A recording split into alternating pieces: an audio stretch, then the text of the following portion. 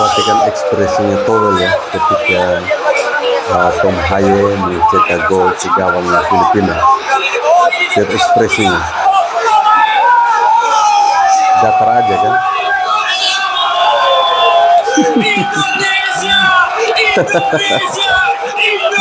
Aduh, Towel. Sekarang kita bandingkan dengan orang Amerika ketika melihat timnas Indonesia membobol gawangnya Filipina ya.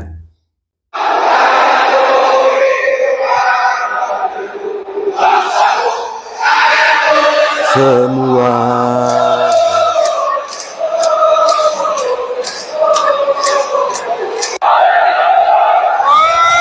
wow.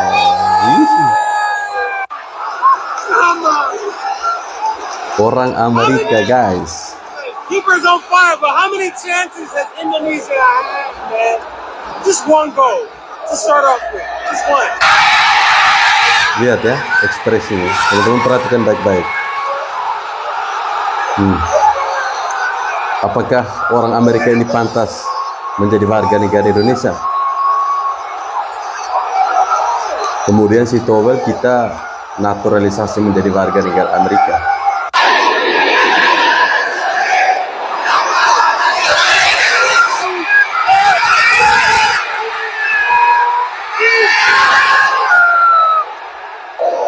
Free kick for Indonesia and Ini momen gol Rizky Ridho ya teman-teman. for Indonesia and Lihat, lebih seru mana antara warga Amerika dengan si Towel ini ya, yang merupakan warga asli Indonesia. Teman-teman silahkan menilainya sendiri ya, perbedaan ekspresi antara kedua orang ya, yang berbeda kewarganegaraan. Orang Amerika lebih memahami bagaimana nasionalisme itu sesungguhnya. Jiwa nasionalisme sesungguhnya itu benar-benar dipahami oleh orang Amerika. Tetapi si Towel, dia benar-benar tidak ingin Indonesia itu menang. Assalamualaikum warahmatullahi wabarakatuh. Salam, salve. Om Swastiastu, Namo Buddhaya, salam kebajikan, salam olahraga. Teman-teman, jumpa lagi bersama saya di Falco Channel. Sebelum menonton video ini, jangan lupa untuk subscribe dan nyalakan tombol loncengnya agar teman-teman bisa mendapatkan notifikasi ketika saya mengupload video baru. Breaking news guys, ada info terbaru nih. Hanya mengingatkan kalau timnas Indonesia pernah ada di tahap ini beberapa bulan lalu, dan kini kita ke Piala Asia 2027 tanpa harus ikut kualifikasi. Hanya di era Coach Sintayong, hanya di era Coach Sintayong, sekali gue tekankan, hanya di era Coach Sintayong timnas Indonesia bisa main di Piala Asia tanpa harus ikut kualifikasi. Mantap, mantap. Sebelumnya timnas Indonesia sebelum masuk kualifikasi aja harus mengikuti playoff sebelum menempatkan pot di kualifikasi. Hanya di era Coach Sintayong berpengaruh pemain-pemain diaspora yang bermain di liga-liga bergengsi di Eropa, timnas Indonesia bisa berbicara banyak di ajang-ajang internasional. Jadi kita jangan menutup mata kalau pemain diaspora tidak berpengaruh, pemain lokal lebih hebat. Sangat berpengaruh ya. Intinya timnas Indonesia bisa berbicara banyak di laga-laga internasional. Kok nggak ada nama Indonesia ya di kualifikasi Piala Asia, Cok? Kok aneh banget ya, tumbenan itu gak ada nama Indonesia. Oh iya, gue lupa ya. Kan langsung lolos, guys. Berbeda ya, sekarang Indonesia sudah bisa disebut sebagai King Asia, Cok. Karena nggak perlu kualifikasi lagi untuk lolos Asia. Udah langsung lolos, kita mah berbeda dengan apa nih tuh, Thailand, Vietnam, Malaysia, Filipina, Singapura ya. Harus ikut kualifikasi. Sekarang mereka di bawah kita, bro.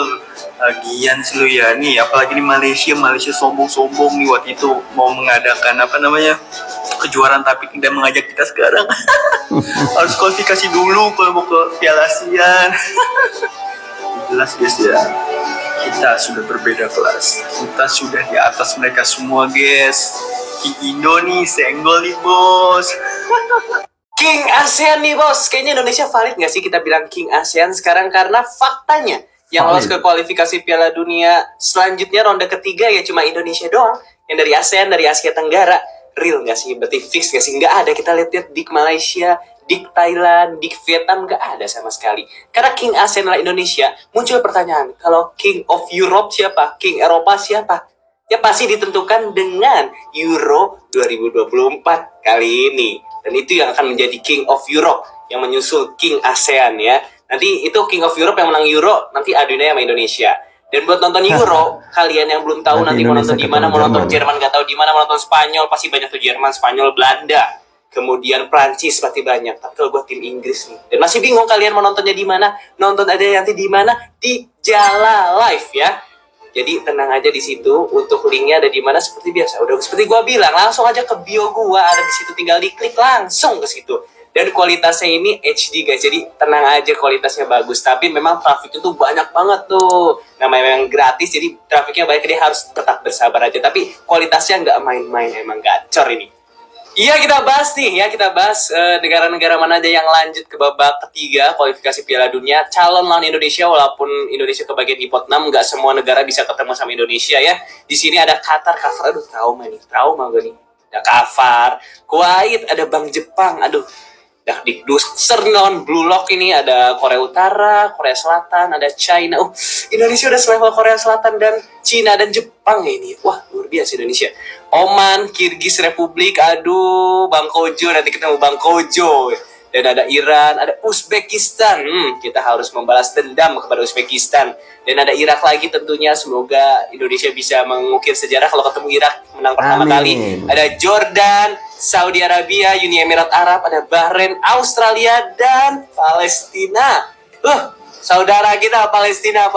Aduh, kalau ketemu Indonesia lawan Palestina, pasti itu akan menjadi match yang sangat seru. Kedua tim akan sangat respect. Mau siapapun pemenangnya pasti akan respect banget nih, baik Palestina dan Indonesia. Dan menurut kalian gimana nih? Apakah Indonesia akan masuk ke grup mana dan akan melawan negara mana? Kita doakan aja semoga Indonesia beruntung dah ya, beruntung. Tetap kita Indonesia ya, karena kan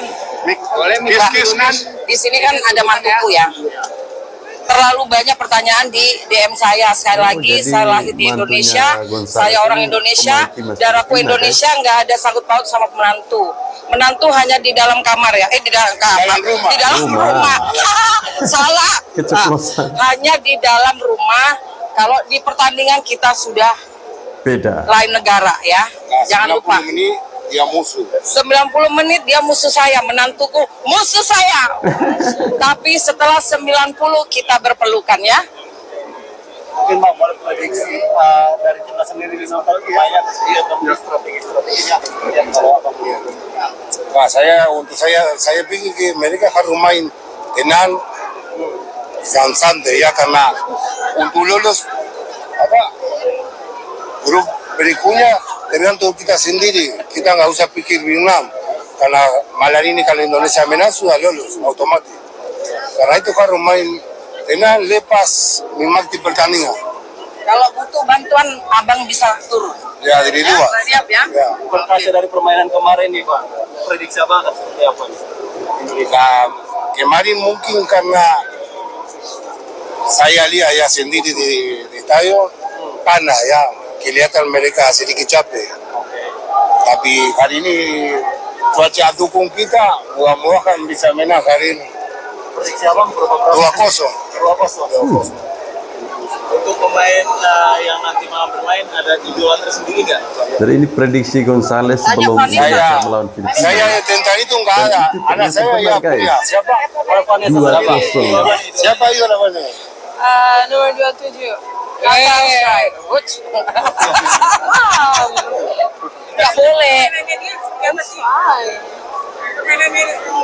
Seperti apa? Udah seperti apa? Itu kenapa kamu suka dia? Ya karena mainnya bagus, kayak papa yang merah. Papa harus hanya satu Darling. Emang sudah mengikutinya dari lama atau seperti apa nih Vanessa? Baru-baru ini aja sih. Sudah tarik ya. Baru-baru waktu dia masuk. Harapan dari keluarga nih, dari Mami dan Pak ini seperti apa untuk pertandingan hari ini? Aku berharap kita bisa bahagia malam ini, tidur enak, nggak kayak kemarin ya. Mudah-mudahan perjuangan kita di sini kita jalan dari parkir, kita cari tiket, kita berpanas-panas. Insya Allah malam ini dapat yang terbaik Indonesia, nggak kayak kemarin ya. Udah berjubel-jubel di ini semua, tapi ya oke, mudah-mudahan malam ini dapat yang terbaik. Iya dong buat Indonesia, semangat. Ayo nih. Dice vamos, vamos, vamos Indonesia. Indonesia harus menang. Apresiasi karena yang kita capai sekarang 5 tahun yang lalu atau 6-7 tahun yang lalu orang nggak akan berpikir bahwa kita sudah sejauh ini dengan pemain yang nggak dikenal orang ya, di dunia lah kasarnya. Biasa aja kita bisa mencapai itu, nggak ada yang mikir. I mean lu bisa menang di U23 lawan Australia, lawan Korea, kapan itu terjadi? Lawan Jordan. Hanya di zaman Sintayong, Pak Erik. Hanya di zaman Sintayong, di zaman Pak Erik. Nah, kita harus apresiasi itu bahwa kita pernah kalah lawan Irak, bla bla. So what? Hasilnya kan nggak mungkin kita menang terus, kan nggak make sense ya. Justru orang-orang itu nunggu kesempatan pada saat kita kalah dinyinyirin. Padahal nggak mungkin lah, nggak make sense, kita harus menang terus. Pertandingan harus ada kalah. Dan coach dulu itu kita itu menang lawan Singapura juga happy, lawan Timor Leste, lawan Brunei gitu. Jadi sekarang lo lagi loh, kita sekarang satu negara ya dari ASEAN yang lolos. Cuman Indonesia. Begitu juga yang kemarin AFF semifinal. Gila, yang lain nggak ada. Menurut saya sih semifinal Asia ya. Asia loh. Hampir lolos Olimpiade. Itu kita mesti nggak di-appreciate, Ya sudah, biarlah.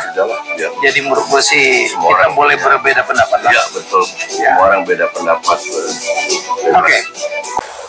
Ya, memang untuk saat ini satu-satunya negara dari Asia Tenggara yang lolos ke babak ketiga itu hanya Indonesia. Memang lawan-lawan yang akan kita hadapi di putaran ketiga ini sangat berat. Tim-tim elit di Asia, karena ada Jepang, ada Korea Selatan, Arab Saudi. Tentunya ini memang kita harus menyampaikan jujur bahwa kualitas mereka berada di atas kita. Tetapi kembali lagi, apakah memungkinkan bisa Indonesia bisa lolos ke babak berikutnya? Di dalam sepak bola semua tidak mungkin, tetapi saya sampaikan bahwa itu tidak mudah karena level lawan-lawan nanti itu adalah di atas kita. Kita harus jujur sampaikan itu. Jadi masyarakat sendiri juga biar tahu bahwa level kita tuh masih belum setara dengan Jepang, Arab Saudi, Korea Selatan yang di tingkat senior ya. Tetapi kembali lagi tentunya kita tidak boleh pesimis. Artinya kita tetap berbuat semaksimal mungkin, nanti apapun hasilnya ya kita bisa terima. Tapi yang jelas adalah kita harus optimis dulu, kita harus bekerja keras dulu, baru nanti hasilnya seperti apa. Meskipun saya sampaikan di depan bahwa untuk bisa lolos ke babak berikutnya yang otomatis bisa lolos ke Piala Dunia dengan catatan menjadi urutan pertama atau urutan kedua itu tidak mudah. Tetapi berat memang berat, tapi harus tetap kita coba. Dan seperti itu. Ya, lawan-lawannya itu bisa 2 tingkat di atas Filipina. Kemarin sebelum pertandingan pun saya sampaikan di berita bahwa saya menyampaikan kalau kans untuk menang lawan Filipina besar sekali lah peluangnya, dan itu terbukti karena memang kualitasnya tim Filipina di bawah tim kita. Tetapi untuk pertandingan untuk fase berikutnya bisa dikatakan kita salah satu tim yang ada di bawah kualitasnya gitu loh. Jadi yang jelas tentunya apa yang dipersiapkan untuk pertandingan untuk menghadapi fase ke berikutnya itu tentunya semuanya dari semua aspek. Dari mulai persiapan fisik, mulai persiapan mental, taktikal bermain, bagaimana pemain lebih kuat dalam penguasaan bola. Karena jangan lupa tim-tim yang main nanti itu penguasaan bolanya sangat luar biasa, fisiknya sangat kuat, mentalnya juga sudah terbiasa main di event-event besar. Jadi bagaimana masih ada waktu ini Coach Sintayong bersama tim bisa mempersiapkan semaksimal mungkin. Nanti kalau masalah hasil itu belakangan, yang terpenting kita adalah bagaimana tim ini disiapkan dengan baik untuk menghadapi babak berikutnya. Itu yang paling penting. Jadi tetap ada semangat, ada optimisme untuk bisa bertarung di fase berikutnya. Meskipun tadi saya sampaikan, Bung Sanjong juga sampaikan bahwa tidak mudah untuk berada di level ini. Di level-level tim elit ini tidak mudah. Memang kalau kita jujur menyampaikan masih belum termasuk settle di tim elit Asia kita ini. Seperti itu. Coach, tapi memang rumputnya kita tuh parah banget ya. Parah. Siapa yang bilang jangan pakai konser lagi dong? Ini stadion punya PSSI. No. Ini bukan punya PSSI. Ini punya negara. PSSI menyewa. Ya. PSSI bayar. Betul. Oke. Satu. Ini punya seknek. Ya. Punya negara dikelola oleh direktur GBK. Oke. Semua stadion di seluruh dunia itu melakukan hal yang sama, yaitu menyewakan untuk konser karena dapat income. Ya. Oke. Itu juga nggak ada salahnya. Yang salah adalah pada saat Anda menyewakan, Anda harus siap bahwa rumput ini harus in no time harus recover lagi. Mereka bisa kok. Nggak usah ke Barcelona, Wembley atau Amsterdam Arena, nggak. Lihat Singapura lah, nggak terlalu jauh. Mereka kurang konser apa? Coldplay lah, Taylor Swift lah, Bruno Mars. Kemarin gue nonton Bruno Mars ke sana. Habis itu kemarin Singapura juga main kok lawan Korea. Ya kan, rumputnya keren. Kenapa kita nggak bisa? Kalau lu nggak sanggup untuk memperbaiki ini rumput, jangan disewain ke konser. Kan gitu. Kalau lu mau butuh duit, fine. Kita paham semua. Tapi perbaiki karena ini the pride. Ini kebanggaan one nation, satu seluruh Indonesia. Dan ini disorot oleh kamera luar negeri, apalagi itu si lututnya Tomai kan. Kan gue foto kan, gue kemarin interview sama dia, gue posting. Lalu lihat sekarang, rumput lu untuk sliding aja bisa luka-luka gitu loh. Ini biar mereka belajar. Apa ini kepanjangan? Satu kepanjangan, itu kelihatan banget. Lawan Irak gue udah tegur kan. Ini harusnya dipotong karena kepanjangan. Either bola nggak jalan ini either kepanjangan atau terlalu kering. Oke. Nah kemarin kan hujan sebelum main, jadi harusnya nggak kering kan, tapi kepanjangan karena bolanya tetap nggak ngalir, atau karena hujan dia sebar banyak pasir juga bisa sampai lututnya kayak begitu. Berdasarkan pengalaman gue, itu kepanjangan. Jadi rumputnya, masih ingat nggak waktu kita main away di Vietnam? Kita main bagus, menang 3-0. Ya karena rumputnya bagus.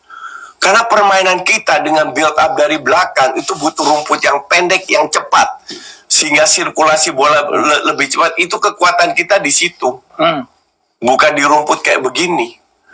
Padahal di lawan Vietnam di kandang kita menang 1-0 doang kan, bahkan adu penalti malah. Kok di sana bisa menang banyak? Karena rumputnya.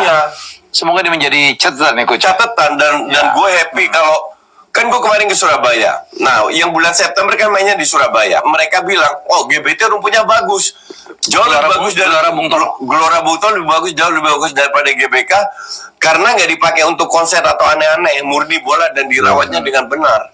Caranya gimana itu bukan ranah kita lah. Ya kan mereka tahu teknisnya itu ada orang yang ahli kok. Tapi orang yang ahli ini harus sewa untuk melakukan biar pada saat timnas bermain. Timnas ini bukan punya gini ya, kalau you gelar konsernya BTS atau Blackpink atau apalah band-band Korea itu kan untuk komersial, untuk menghibur segelintir orang, untuk menghibur segelintir orang, untuk commercial activity. Nggak ada kebanggaannya. Nggak ada kebanggaannya. Oke, I don't even know band-band namanya itu.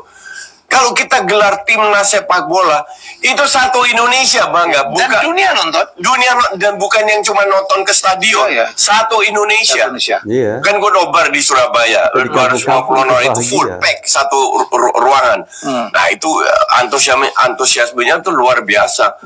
Nah I mean, mereka itu kan punya tanggung jawab moral juga. Kalau mereka harus tahu kalau rumput bagus itu akan membantu performa dari timnas kita. Kita sudah buktikan di Vietnam. Gitu. Jadi untuk gue sih, aduh, ampun lah. Dan senang banget ya. Semoga lebih baik lah ke depannya. We cannot do anything anyway. Ada juga hujatan, ada juga hinaan. Ya kan? Saya masih ingat tuh pada saat Indonesia gagal menjadi juara di Piala AFF yang lawan Thailand itu kan. STI out. STI goblok. STI tidak punya taktik, STI nggak paham taktik, STI pilih pemain yang salah. Tapi lihat di mana sekarang kita dan di mana Thailand sekarang. Thailand nggak lolos bos ke round 3 babak kualifikasi Piala Dunia loh. Sekarang ini Indonesia lagi bersaing untuk lolos ke Piala Dunia. Ya gimana gak saya senang. Saya yakin teman-teman juga senang kan.